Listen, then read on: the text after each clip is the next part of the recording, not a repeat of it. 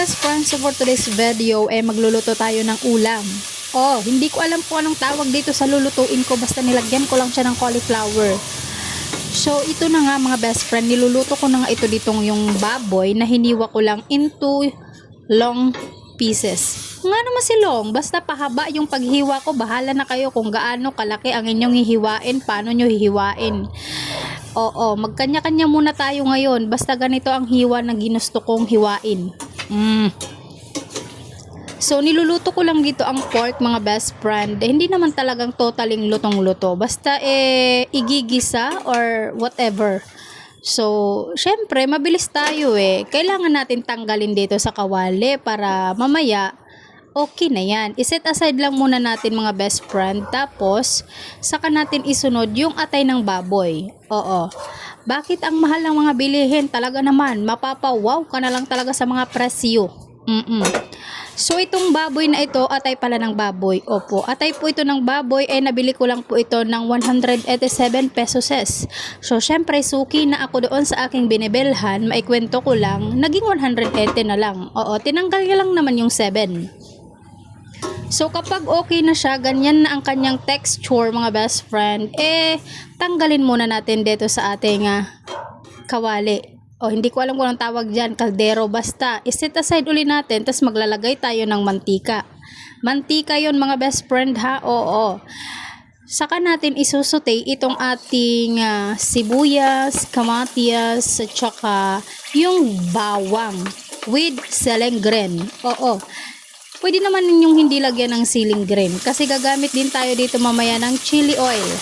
Bakit ba? Gusto ko maanghang So hindi naman siya ganun kaanghang mga best friend. Talaga namang 2 peraso lang yung ginamit ko dito na pahabang sili. Anong pahaba? Basta siling green. So okay na, nasutay na natin yun mga best friend. Saka na natin ilagay itong ating hinap-cook kanina na pork at saka yung atay ng baboy. So syempre kailangan natin itong halu-haluin. Kaya hindi man pwedeng halu-haluin mo yan, kay matubod man yan sa ilalim. So ayun na nga, fast forward tayo mga best friend. Itong aking nilalagay ay oyster sauce. So kung wala kayong oyster sauce, maglagay na lang kayo ng soy sauce. Pero mas mainam na may oyster sauce. So liquid seasoning nga yung nilagay ko, tapos nilagyan ko ng paminta at ako'y hinatsing. Dahil pumasok sa ilong ko And then maglalagay tayo dito ng dahon ng saging. Hindi yan dahon ng saging, dahon yan ng laurel. Ambot, simong lubot. So maglalagay tayo dito ng magic sarap para mas lalong sumarap ang ating niloloto kahit hindi naman masarap. Charias. Syempre kapag ako nagluto mga best friend, masarap talaga yan kahit imbento ko lang yung recipe. Maglalagay ako dito ng vinegar. Isang scoop lang or di kaya yung takip ng pinaglalagyan niya, or isang kutsarita ng suka at saka tuyo. Wala lang, gusto ko lang lagyan. Bakit ba? Parang style adobo, pero hindi po siya adobo mga best friend. Syempre maglalagay tayo dito ng tubig para lumambot ang ating pork at saka yung liver. Kasi hindi pa naman siya luto kanina, parang inano lang natin siya, half cook. So kailangan natin maglagay ng water. Yes, water mga best friend. Ang arte.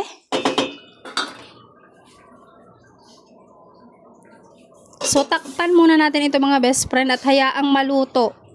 Kailangan may oras. Ayun na nga mga best friend. Nakalimutan ko, may niluluto pala ako dahil kaka-tiktok ko.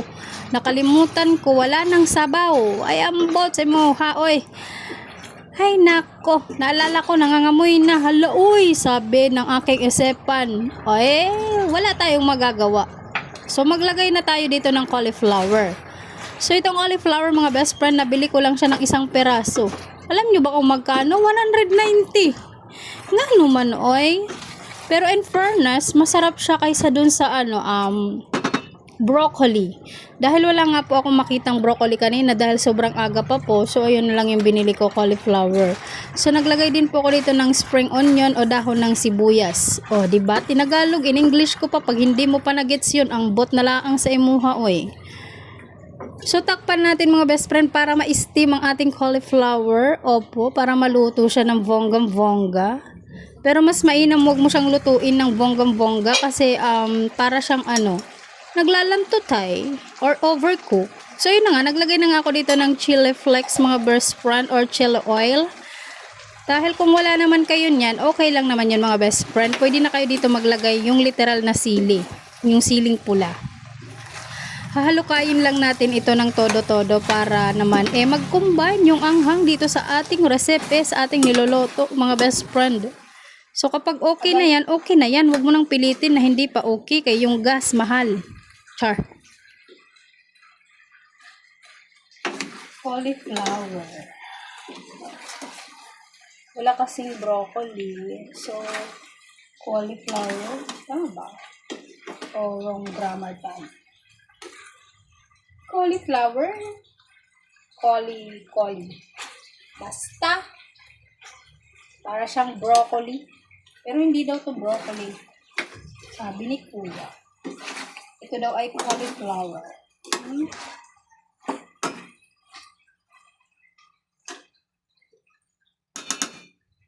Tuyot-tuyot na siya. So, maglagay lang ako ng konting water. Okay. Tapos, takpan natin para mas maluto pa yung cauliflower. Ay, cauliflower.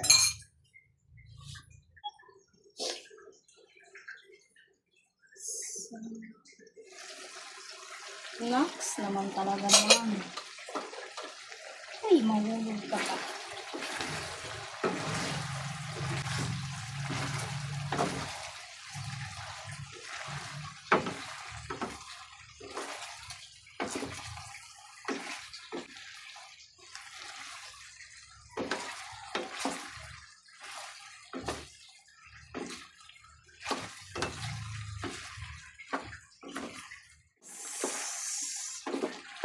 Kakangalay ha.